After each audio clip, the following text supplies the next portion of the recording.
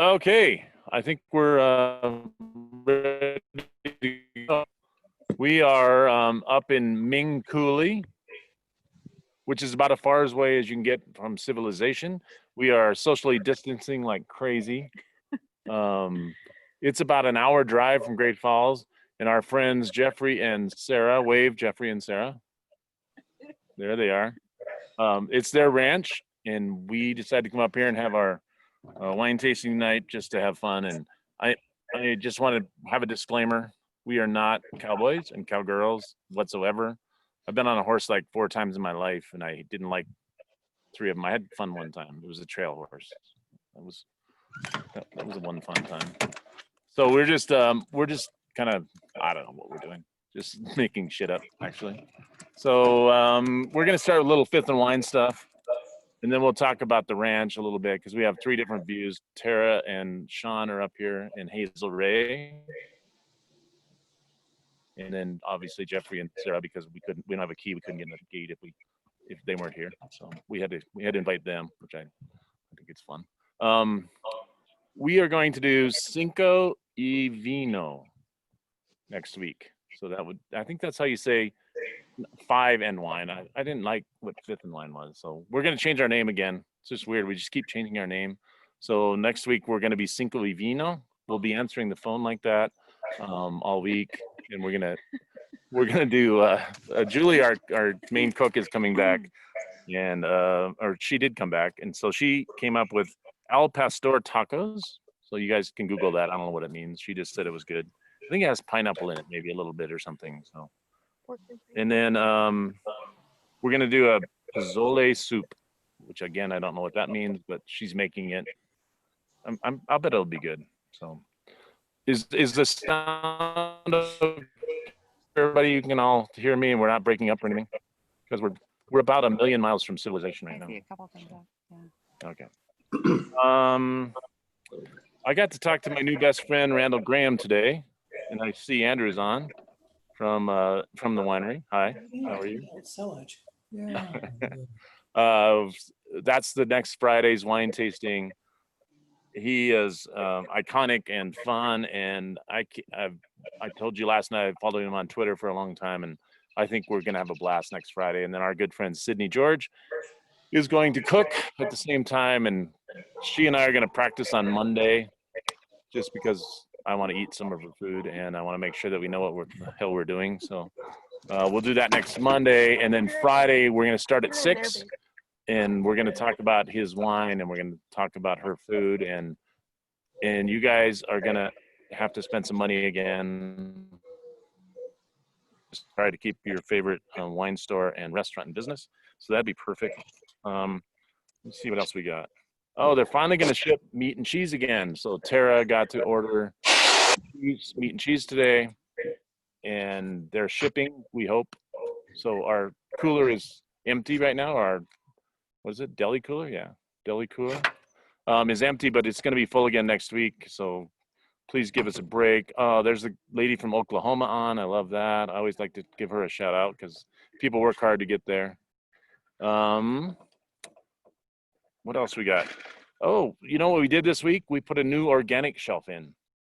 So all organic wines, and we're probably breaking the law here, but we just want people to see organic on the label. So we just ordered stickers that say organic on them, and we make sure they're organic, but I don't know. It's probably against the law, but at this point, I don't think people are really going to bust us. I don't feel like it. The organic police. The organic police are not going to bust us. And they really are organic. You can turn the label around. Oh, hey, Toby. Welcome, cowboy. So I just want to kind of talk about the ranch that we're at first. So Sarah is from California, from some, I don't know, big city, and she doesn't understand the lifestyle at all. She keeps calling this a farm, and it's just not a farm. It's like they don't have anything that they till the land. They don't grow wheat or barley or anything, so it's not a damn farm. It's a ranch. But she's calling it a France because she thinks that's Ranch. Yeah, French, right? So you can see those two. Wave again, Sarah and Jeff. So that is an old chicken coop that's actually made, it's by hand hewn logs, and they hand chinked it. and Jeffrey wanted to tear it down and burn it, and Sarah said no. So she just likes to look. We don't know what that's going to turn out to be for sure. It's just going to be a view, I guess, which is nice. And then behind Terra Wave. So that's an old chicken coop, and he's going to make it. They're going to make it into a bar. And then if you notice all the red roofs, our friend Gordo McManus, who passed away a little year ago or so.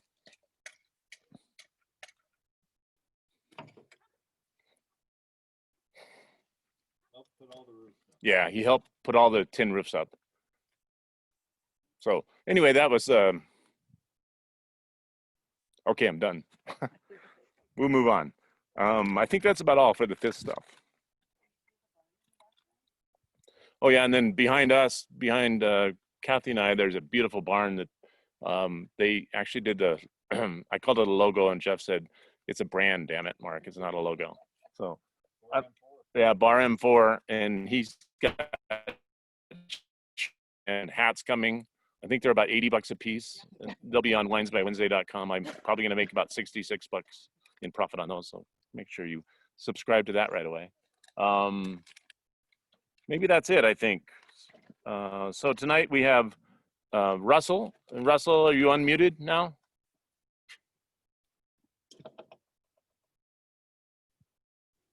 I am unmuted. All right, nice. So Russell is joining us from, are you in Paso tonight? I'm in San Luis Obispo. I live down here, and I commute 30 minutes north to Paso. So we talked about this once before, but there's quite a few new people on. We got to go to Paso a couple years ago or 3 years ago or something on a wine trip. We used to thought we were rich, and we just closed every January for a week and went on a wine trip. And then we realized we weren't, and we had to still keep working. But anyway, we went from all the way from Santa Barbara. We stayed in Santa Barbara for a few days and then drove up the coast to Slow. And our friend Jillian, I think you're on here, Jillian. She taught us that it's Slow, not San Luis Obispo. You just say, like if you go to Whitefish, you say the fish or something, right? So right. She taught us that. And then we got to Paso, and it just felt like you were at home in Montana. It's a cow town still. It feels country. It doesn't feel like you're in some big California, metropolis. And we had fun, and we stayed at a downtown hotel, and we went to this old dirtbag bar right down in the main town. And the main town is kind of a little bit touristy, but the rest of it felt to me like you were. Whoops. Do you feel the same way, Russell? Yeah, I lost you there for a second, but yeah, it is. It's a mix of old time kind of charm and the old way of life, and then now you're starting to see some some foreign money come in and everything else. But at the end of the day, it's still good old Paso Robles, and it's well, I'm a little biased, but it's one of the best wine regions. Just like you say, the people are great, and it's very approachable. Wine can be intimidating sometimes, and I think in Paso we make it very approachable, and we want to all be a part of it. So Jillian Whelan is on here right now, and she was our wine rep out of Weingartner's wine out of Bozeman for years, and one of our favorite reps ever. I don't know if I don't see everybody that's on, so I don't want to say our favorite, but she really was my favorite. So she was bubbly and fun and bouncy, and she's the one that introduced us to Herman Story and Desperata. So we had Velia on, I think 2-3 weeks ago, which is Russell's wife, and so I think that's the connection. The Montana connection for us is Jillian, and she told me, she texted me and said, I can't believe that my worlds are merging. My California and Montana worlds are merging. So that's kind of fun. But, right. And what does she do for you guys? What does she do for you guys? She does all kinds of things. She does a lot of on the marketing side and creating all the sell sheets and all the emails and bringing it all together. And it's a huge part of what we do at Herman Story, the branding. You see a lot of breweries have kind of picked this up, but she does. It's so important, not just to make great wine and to do and to do it all on that side, and the marketing side of it all is huge. Obviously, we change the labels. She'll format and take the pictures and get everything dialed and make it look really awesome. And then she'll be doing, and my wife does about, she was on here last time, she does about 14, 15 different wines. I do 13 or 14 different wines. It's a lot of work doing all the labels every time, a little bit different, and new projects and new bottlings. And it's, we work her pretty hard, but she's awesome. And it's kind of cool that that the connection, the small world, that we're in Montana and we're talking to you, and then she's down here with us. So it's pretty cool. Very fun. So I guess everybody's kind of familiar with the format or how we do this stuff, but basically I just want to know your story, as much as you want to tell it, and then your story coming into the wine world too would be awesome. So tell us that. So I when I was young, my mom liked to cook. I moved all around the country. I lived in Atlanta and Pittsburgh and the East Coast, and I came out to California and was trying to kind of figure out what I wanted to do with my life. Moving so much I didn't have a whole lot of friends, didn't have a whole lot of direction, and I started to go to a junior college here in San Luis Obispo, and then went to Cal Poly and did the wine thing. And all through Cal Poly, when I was there, they were really pushing for internships, and let me get out of the sun. And so I did 3 internships through college at different wineries in Santa Maria, which is south of here in Santa Barbara County. And worked at big custom crush places, and I was helping a bunch of small producers make their own wine. And I learned what to do, what not to do, and started all the way back in 2001 when my hair looked not so far back and my beard was brown. And I started with 4 barrels back in 2001. And now I have no idea how many barrels. I probably have about 700, 800 for 2.5 vintages in barrel right now. And I don't buy my own. I do now. I grow my own grapes, and I've only done that for the last 4 or 5 years. But prior to that, I buy all my grapes. So I work with vineyard managers, and I try to get everything dialed and try to go really low on yields. That's one of my big secrets, is the yield on the vine.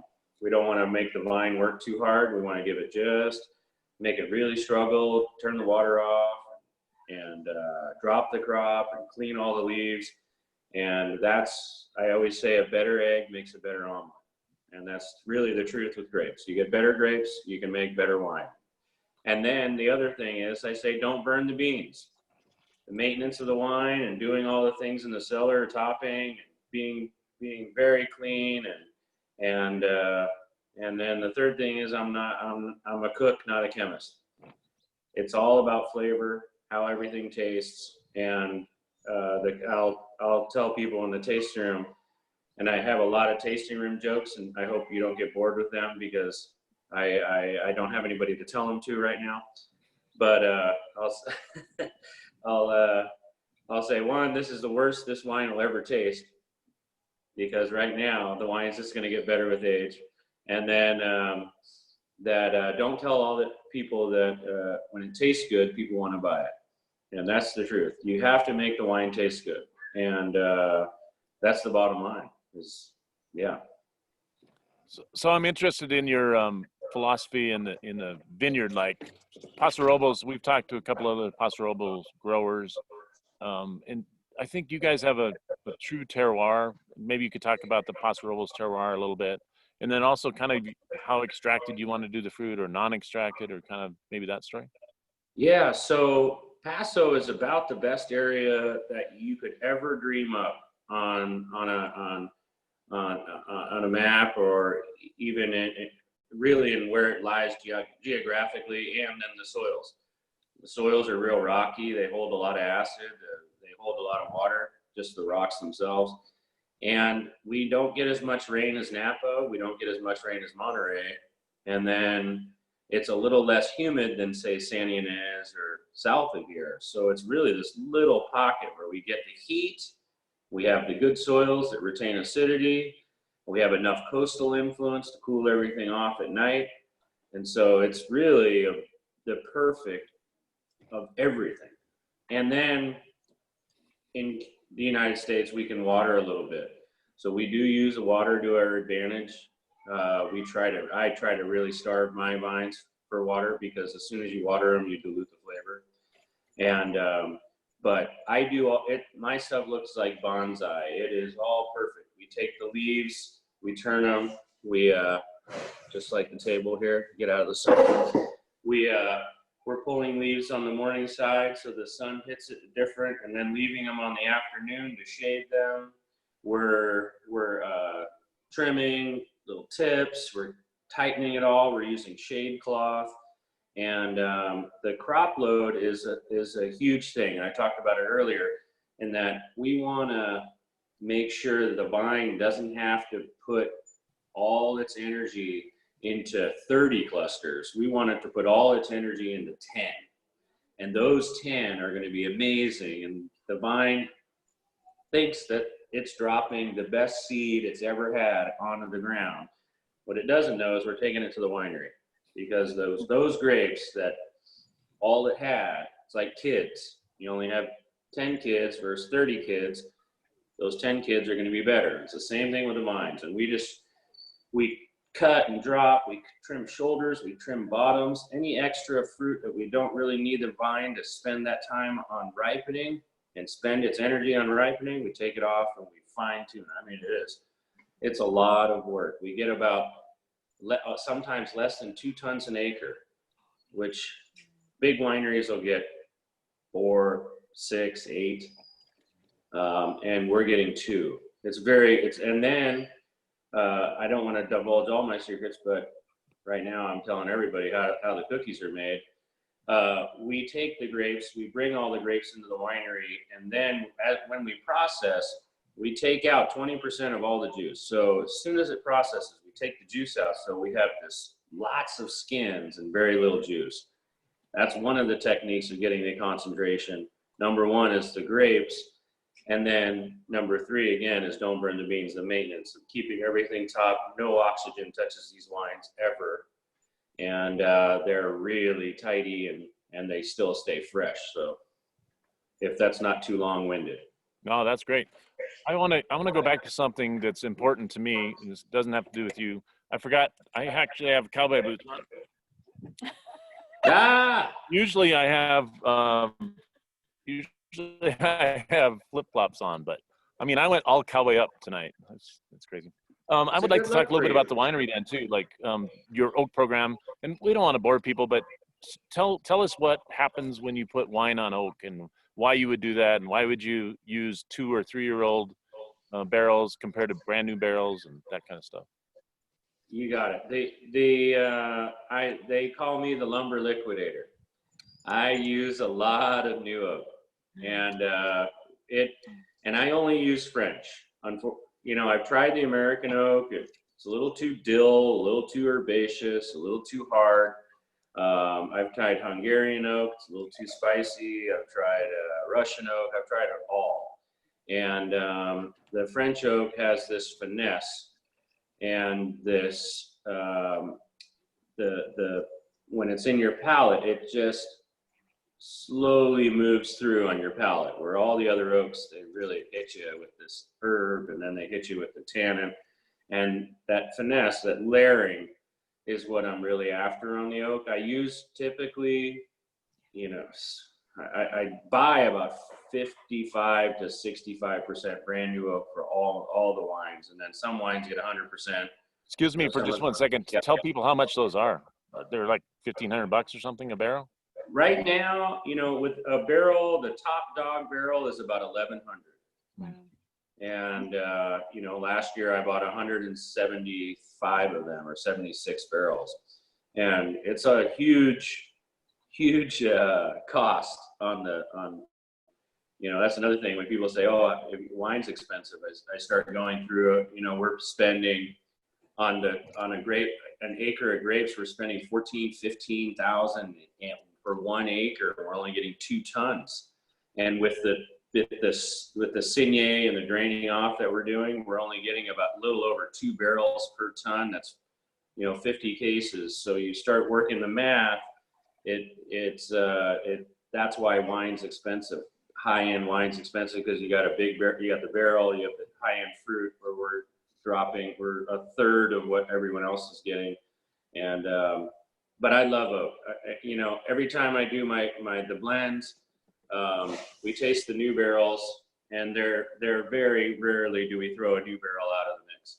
They always make the cut when we're going through and doing our final blending. So we've talked quite a bit. We've talked quite a bit with winemakers about blending, but I think that's a really fun process that all of us. I did a tasting once where we gave everybody a Grenache, a Syrah, or Mourvedre, and a little bit of Viognier, and then we had a sommelier come in and kind of judge at the end. And we had, I think, maybe 5 or 6 teams. And I think that's an interesting part of what you guys do. I think most of us in the wine world out here don't understand blending and why you would add a little bit more Grenache or a little bit more Syrah or a little bit more Cabernet Franc or whatever, right? Can you talk to that? Right. Right. So I've been doing it. I've been doing it a long time. When I first started, I used to do a lot of vineyard designated wines, and where just everything that Syrah came from one place, and it's only Syrah and everything else. But the world's changed. About 10 years ago, we started doing more proprietary name wines, where like Bolt Cutter and Milk and Honey, where we can put anything we want into those wines. And so I'm doing now more blending at the beginning as grapes, doing co-fermentation, meaning I'm picking some Tempranillo where maybe it has a higher pH or it's big and round. And then I have this Syrah from a cool climate, and they're ripening at the same time, and I can put them in the same tank. And I tell people it's like braising meat or making like a pot roast. If you have the carrots and the celery and the potatoes, they still taste like carrots, celery, and potatoes, but they have this beef influence. And those sweetness from the carrots and the tomatoes, that gave a different profile to the meat. So anytime I can do the co-fermenting, I do the blending. And now I have an idea of what wines I want to make. So the blending becomes easier. Like if the Milk and Honey is all Tempranillo, we know every barrel of Tempranillo is going in there. And then we try to back it with things that are meaty and beefy and like charcuterie-like, because we want the Tempranillo to shine in that wine. The Cab, we tend to add something that's a little more tannic. But we don't have very much space at the winery. That's another thing. We don't have a fancy winery where we have a cave and everything. We're next to a tire repair shop and a welding gas place right downtown in Paso. And I say the barrels have no idea they're not in Napa. But we stack. So we stack 5 high, and we don't have a lot of room. We can't just lay everything out. It's warm during the day, and so we have to stack. We have to taste in place. And so we used to take them all out about 4 in the morning. We would taste till 10, and then at 10 we'd put them back. But now we just assign each barrel a different color tape. And so we have 14 different colors of tape. And as we go and taste all the wines and we come across something that we think should go into one blend or another, we just tape it. And it could be completely isolated from all the rest of the barrels, but we just felt like, and that just takes time. It takes time of, it's like I said, it's cooking. I know the bad. I remember at the very top of my head the bad wines I've made, and the rest of them I just move on. And well, name one. What's your least favorite wine you've ever made? For 2001, the very first vintage. I said I got to.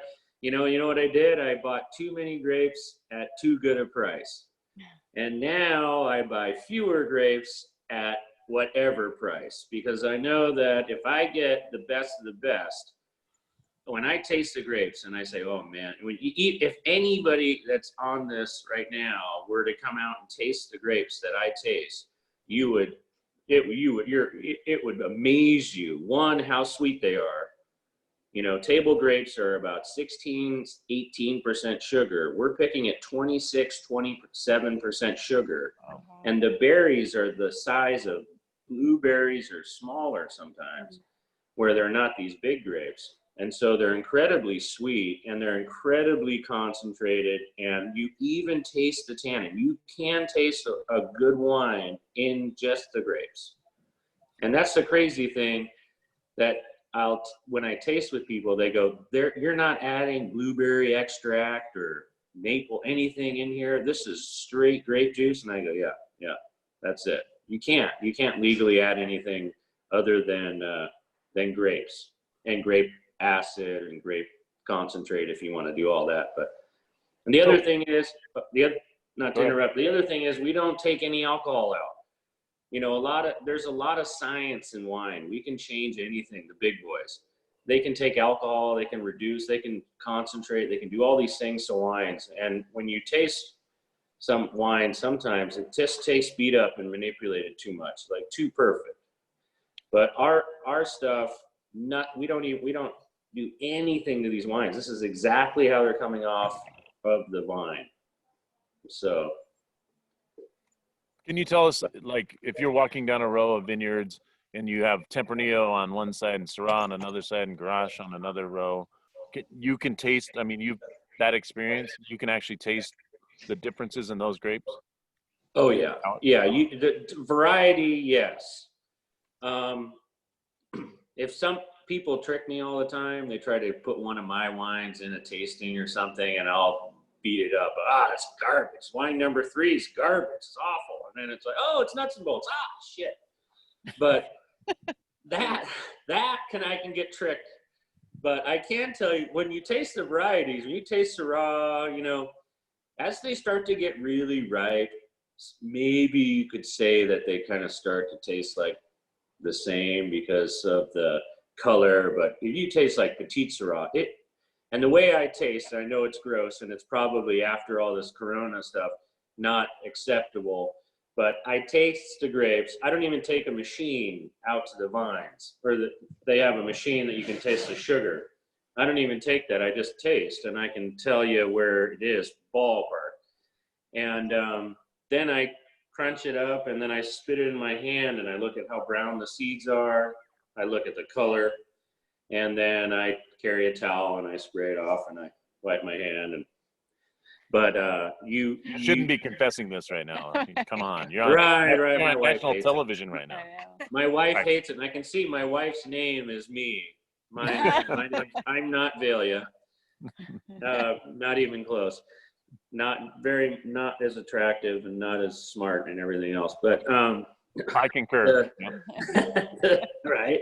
The spitting lets me see how dark it is, and the seeds if they're brown, and then I wipe my hand, and I don't shake my hand with anybody after that. Well, probably, but that's the way you got to do it. And it's just like I'll tell people, when you go to the store, you can buy a peach and you can put it on your counter and you can wait for it to ripen, and then you can make a pie. Or you can go to the peach tree and say, oh no, I'm going to leave it a little longer. And then that day you want to make the peach pie, you pick that peach and you bring it in, you make a pie right away. That's basically our shtick, is how we do it, you know. And I do mostly everything by the acre. That's another thing, is I work with all these vineyard managers, but I am paying for them to give me a level of service above and beyond, where if they don't roll their eyes when I say, hey, there's just too much crop, we need to drop it. And sometimes we need to drop so much that when you're walking up the rows, it's crunchy, where the grapes are green but you have to get rid of those grapes because the vine only has a certain amount of energy. And especially in cool climate areas, we're planting Syrah and Grenache. Those are varieties that need a lot of heat to ripen.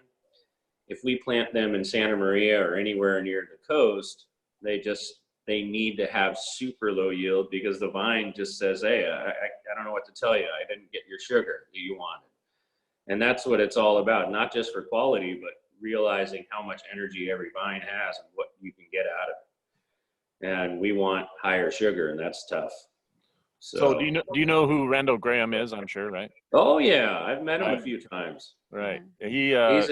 He's one of the Rhone Rangers. So maybe talk about that because we're tasting about in a minute, but talk about the California version of the Rhone varietals, like the Grenache, Syrah, Morvet, all of those.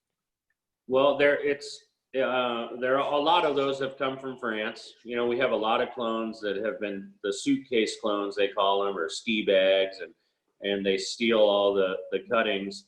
But vines are really hardy. You only need a couple little buds on each vine to make another vine, and they'll grow in it pretty much anything.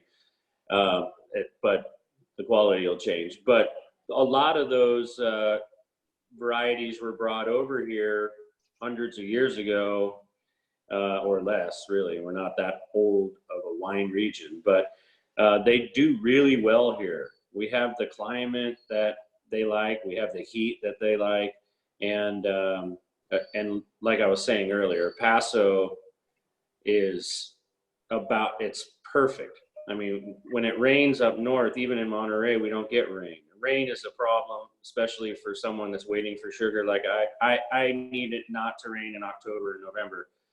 And once I pick my last grapes, it can rain. But it's just suited for a lot of varieties do well here. You know, I think some of the Italian varieties do best in Italy, but sometimes we can make Syrah that will rival French Syrah, maybe even beat it and then be better. Don't tell anybody in France. But and then California is just a great area, and we are, you know, unfortunately when we have a drought year, it's a good year to buy that wine from that vintage because drought years go hand in hand with great vintages. So, and we've had a lot of those. We should probably move on to the wine. We got a go. Magnum because we're fancy. Right. Right. Look at that. So maybe start with, go on with the vineyard and the grapes and tell us about this wine and maybe your aromas and textures and tastes and all that, if you would. Yeah, you got it. So one thing I didn't say earlier is that the name, Herman Story, my grandfather's name was first name Herman, last name Story. And I named it after him back when I started in 01. And he was actually a rancher in Missouri, and he was a logger up in Northern California. And when he got older, he couldn't do that anymore. He sold everything and went to Missouri. But that's how the name came. A lot of people ask me that. But the current wine that we have on the road, we started that line in 2007, and it's a co-ferment of a bunch of different Grenaches from a bunch of different areas. So we're getting Grenache from cool climate, warm climate, and we're trying to make like all the little nuances that Grenache has, the cranberry and the dried tea leaf, and then the bright fruit, the dry fruit, and then some weight in certain clones that we're getting from cool climate that are really dark and earthy. And we're trying to get all that. And then also we do some of this wine in stem with a little bit of stem inclusion. And that sounds like some fancy word, but really it's just not de-stemming the grapes. So we will just literally foot tread them. We have like these waders and stuff, but we'll foot tread and we'll break up, and then we'll leave the stems in there. And the reason we do that is because I call them free tannin. Those stems will add a spice to the wine, especially once they dry out and they're in the fermentation and we're extracting all the color and the tannin from the skins of the grapes. We're getting a lot of spice and tannin from those stems that we leave. And I don't do that on a lot of wines. I only do it on Grenache, and I kind of do it on Grenache just because I'm a big fan of the wines from France, the Chateauneuf du Pape, and I've been there. I I've been to Europe 3 times, well now 4 or 5 times, but 3 of the times I've been to Grenache, to Châteauneuf-du-Pape.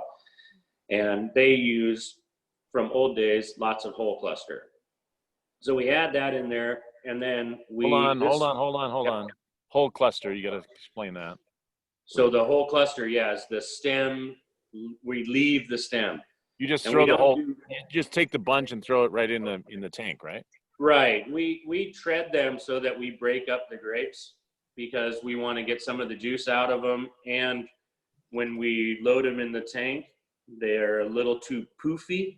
So we're trying to fit 5 tons into a 5-ton tank, and we don't smush them somehow. We overload the tank, and it takes a while for it to break down and do all that. But make the Grenache and whole cluster just and that stemminess and that spice just really go hand in hand. And then this wine we do about 65. This vintage we did about 65% new French oak, and for 18 months I do believe. I had my notes.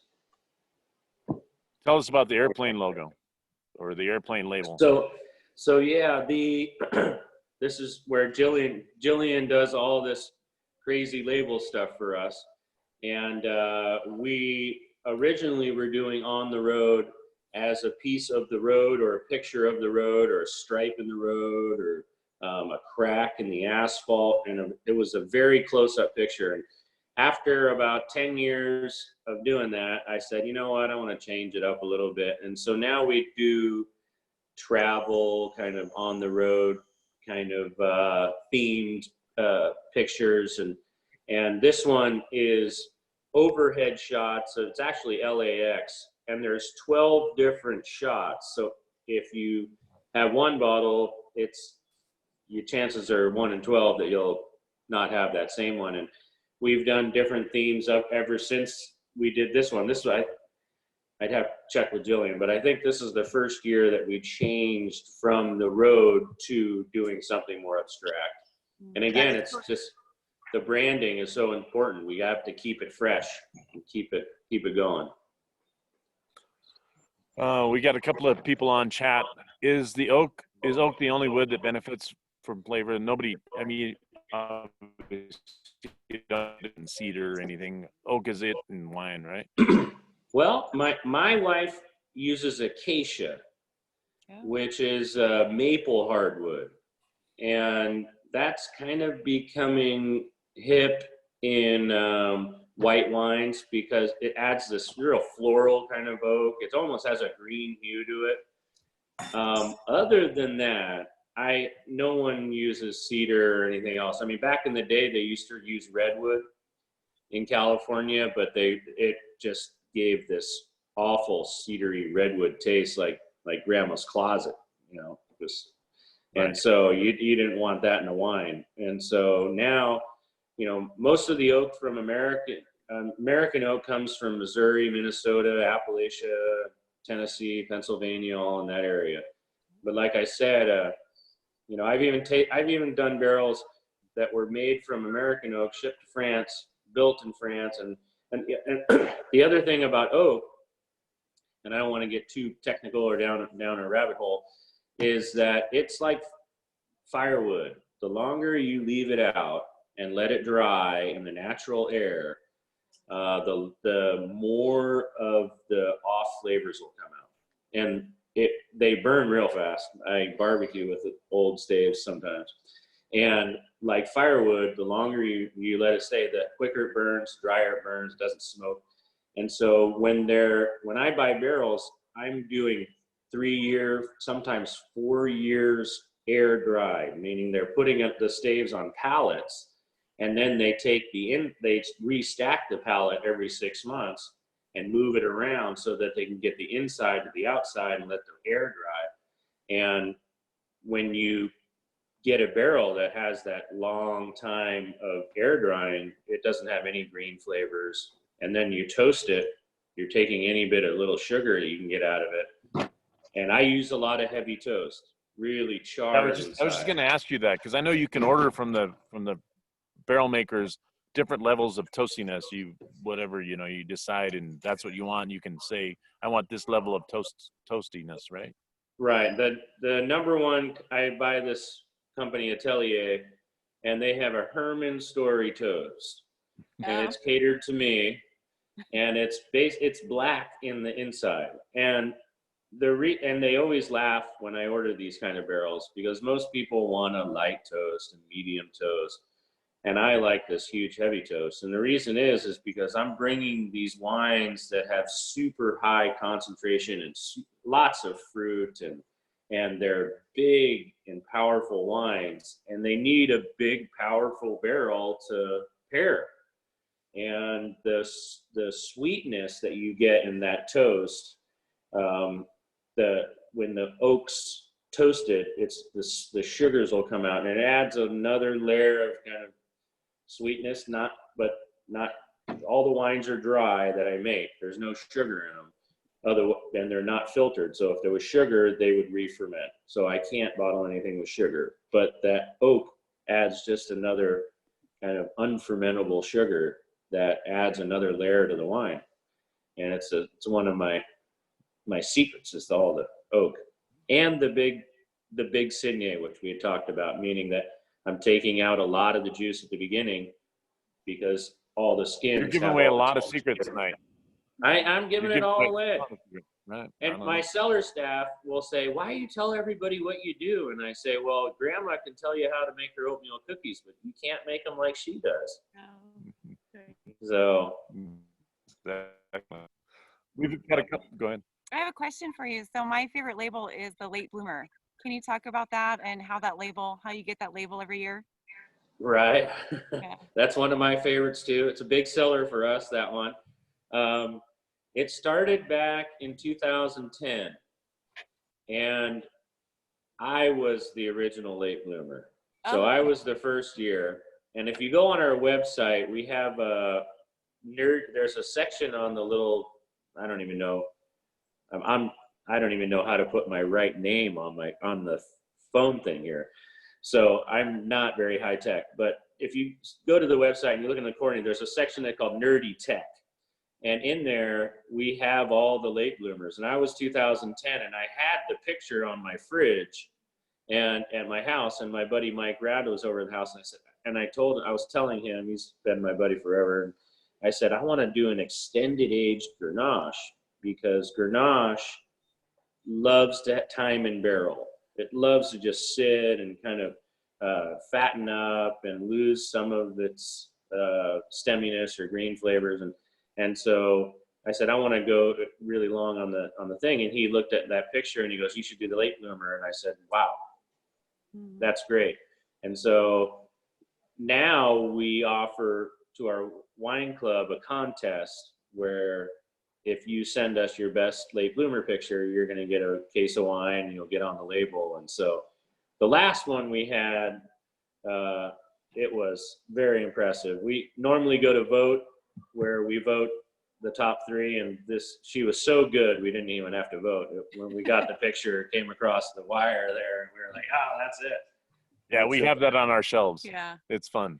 It's a picture of a girl that's from 7th grade with glasses and braces, and just not the right timing in a girl's life.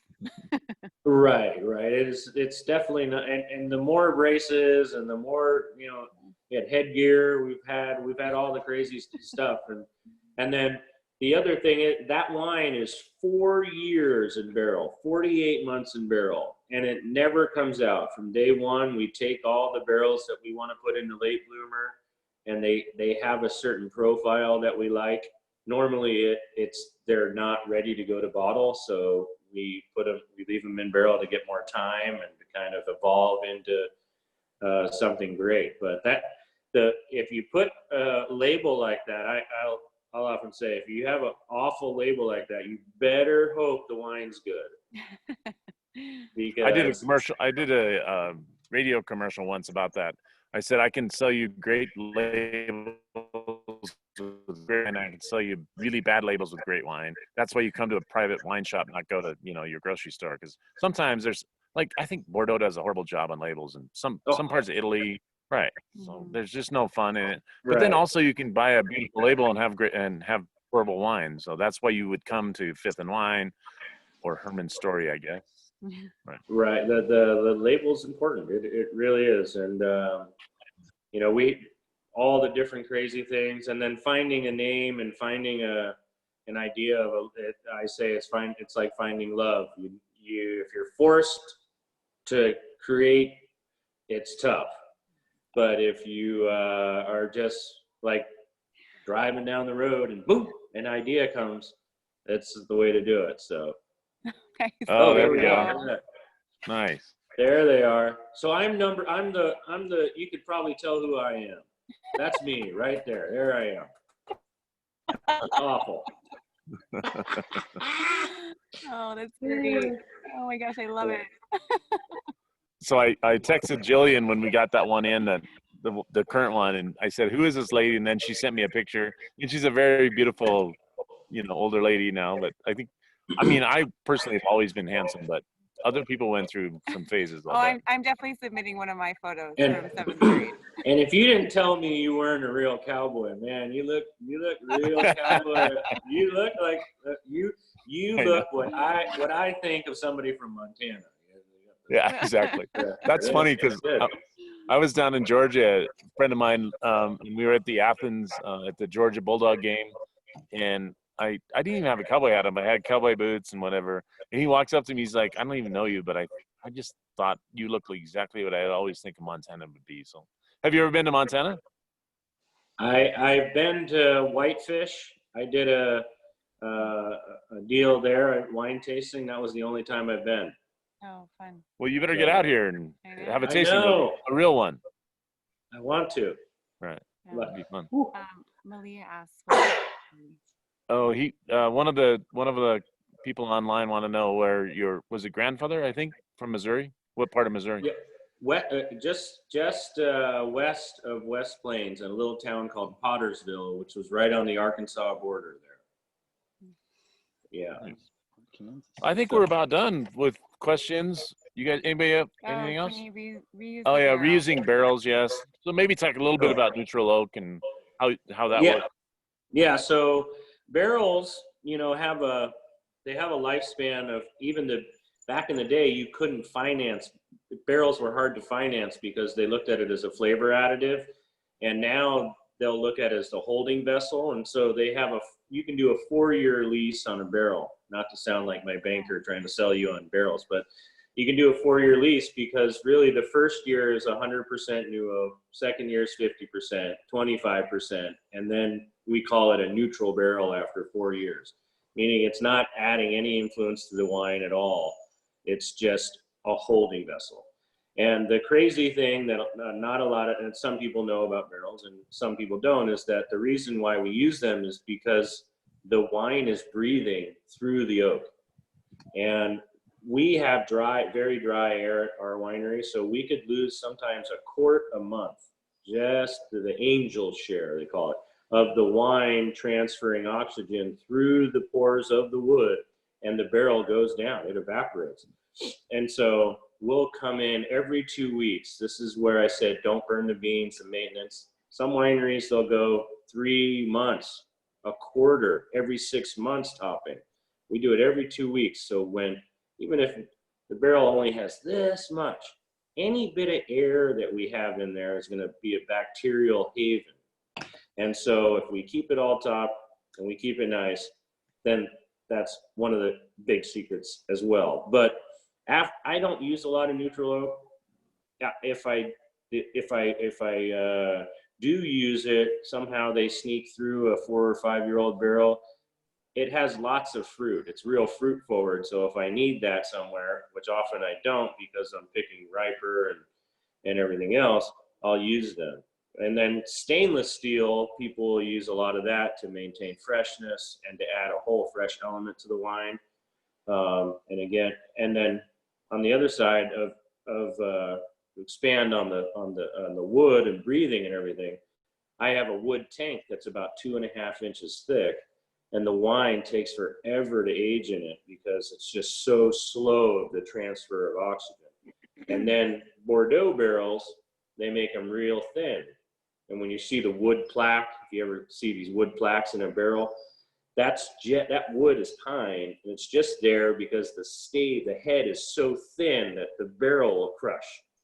So they put that in there and they make a thin stave on Bordeaux barrels, and they do that so that the transfer of oxygen is really fast, and it gets rid of any of the green earthiness that sometimes Bordeaux barrels will have. I like thick stave barrels. I buy a 36 millimeter. And again, I pay more for that because you're using more material. But those, they oxidize slowly, but again, they give me freshness, and it's kind of the best of both worlds. And so I also do 36. Would you say millimeters? Yeah, I do that too when I'm Do you know what? aging. right there, you I have go. one more question. It's been going on a while, but I don't know. Whatever. It's our last night. That's why you drink Magnums. Exactly. So we had a fun discussion 2 nights ago with a winemaker out of well, you probably know her, Chelsea Barrett, Heidi's daughter, right? We had her on, and we talked about the point system and kind of that whole thing, and she was completely against it, which I am too. Right. Except for I'm kind of a whore sometimes, and I just want to sell wine. So what's your feeling on the point system? Live by the score, die by the score, live better with a good score. No, no, I you know what? I get, like I was saying, I don't remember any of the great wines that I've made. I remember the bad ones, and I only remember the bad scores I get, and the good ones, they go quick. But my wife and I always have this question, and she hates when I submit my wines, but at the end of the day, I have to submit the wines, because if they do get a good score, it really does help, and it helps more on the retail side. A lot of my direct customers, a lot of them don't look at the scores, and fewer and fewer people really do look at the scores. They're looking for more somebody explaining the wines and telling them why they want this wine or what this wine's about. So the scores, I think, are going to the wayside, but at the same time, if the buyers don't have any idea what they're getting, they're going to look for a good score. So yeah, the whole thing's tough. And when I always say I'm not going to send them anymore, I'm strong enough. But at the end of the day, I walk into work one day and I say, send them. What do we got to lose? What do we have to lose? You know, I've gotten 83s from Spectator recently, like 2 years ago. I got on a wine that got 96 points from one critic, and it gets 83 from the other ones. But a winemaker, John Alban, told me one of the best quotes. He says, all the critics, the Tanzer and all the rest, they're for the winemaker. If you get a good score, it's a good pat on the back. But Wine Spectator, you get a good score, you sell wine. Mm-hmm. So that's really about the most powerful one out there. You get a huge score in Wine Spectator, bye-bye. There goes your inventory.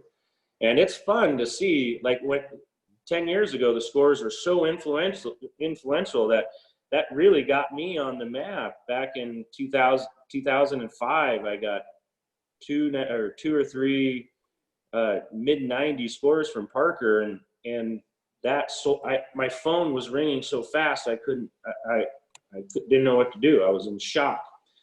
And now I'll get a 97 points from somewhere, and it'll few phone calls and not as much. So it's I don't think it plays as big a part as it used to, but at the same time, you know, I'll take a good score any day of the week.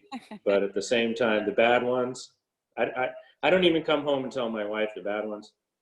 Although she's been in Wine Spectator like 3 times in the last 6 months. They love her. Her picture's in there this current issue. And then we, which I didn't say earlier, is we do own one vineyard in York Mountain. It's only 15 acres, and we split the grapes, Little Cab and Sauv Blanc. But our first year of Sauv Blanc, she got a 93 points from Spectator, and that was pretty exciting. So. Well, she's also, like we talked about earlier, way better looking than Yes, I mean, exactly. clean yourself up a little bit, and maybe you'll get some more scores. I have a dirty secret. I used to have the last 3 haircuts I've gotten from one person in Paso Robles, and she would, and I know I'm not from Montana. I'm from California, so I can say this. She used to do the 7-minute dye on my beard. She would brush it with the color, and she goes, "I'll leave it for 7 minutes, and it'll look like it's just starting to get gray, but it's not." And so I haven't, through this house arrest deal, I haven't been able to get it. So it looks real gray. And you know what? When I come home, my wife goes, "Man, you look good." And if you look at me, you need every bit of help you can get.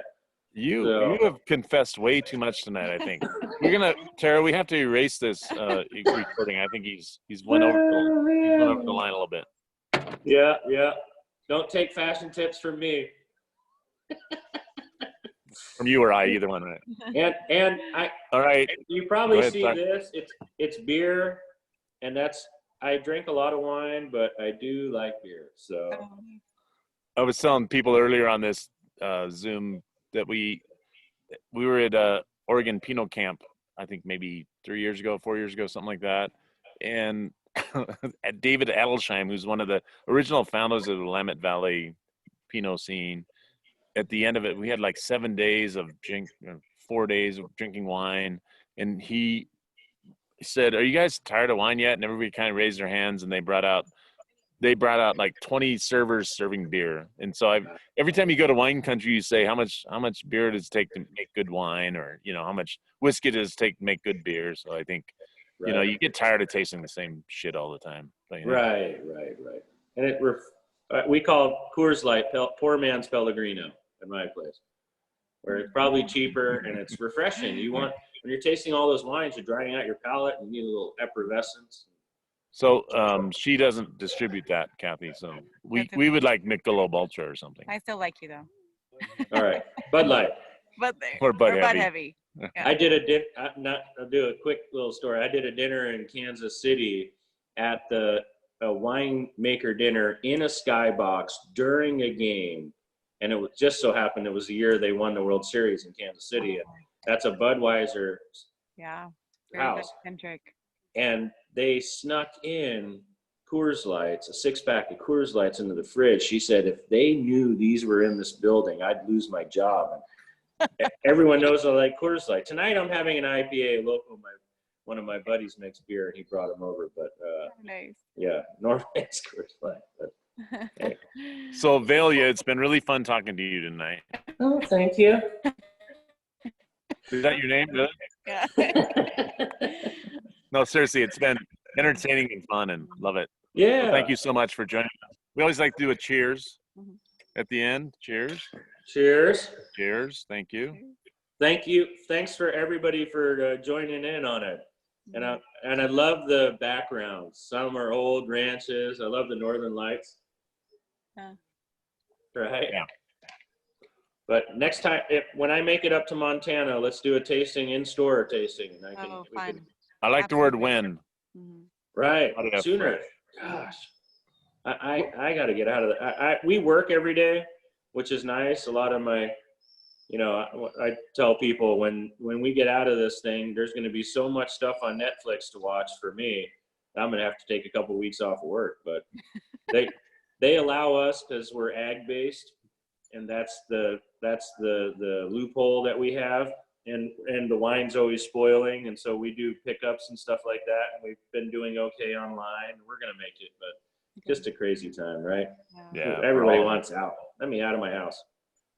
Right. I'll bet your wife does want you out of the house too. Oh shit. we went on a hike. So we have his and her wineries and a 5-year-old, or she's almost 5, and so I took her on a hike today. We went on a hike to Lopez. You should probably get a puppy. Well, we have a geriatric puppy. We have a 13-year-old German Shorthair Pointer, he's a 72-pound infant, and he's just, he's a lot. I've had him since he was 5 weeks, so he's. Oh. Yeah. Sweet. But. All right, so we're gonna have to end this thing. I want to thank you so much again. Thank you, Velia. That's awesome. Thanks for joining us. Right.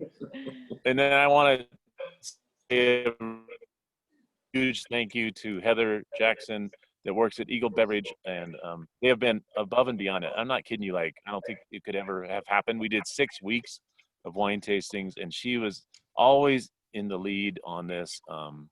She would connect us, like you and I, Russell, connected through her, and she has done just such an amazing job. There's no way it would ever happen without her. So Heather, thank you so much.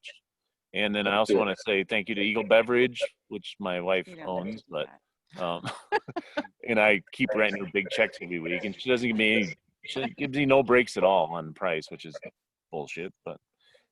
And I want to say thank you. This is the end of 6 weeks of weekly wine tastings. And so I know you guys are going to miss me in your living room every night. I mean, obviously, who wouldn't want me in your living room every night? But, Oh my God. well, there's a lot of people actually. We have a lot of takers. Are those takers or are those people saying they don't want you?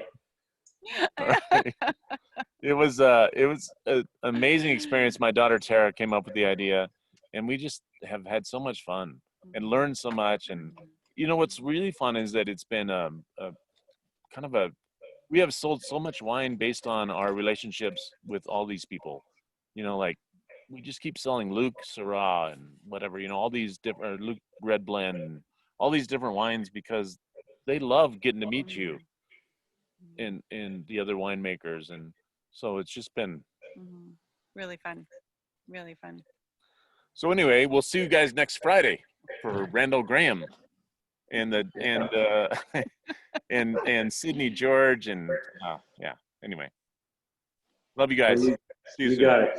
Invite me back anytime. Love to be back. Yeah. Thank you. Thanks. Take care.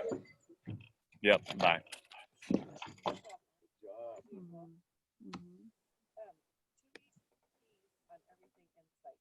Yeah.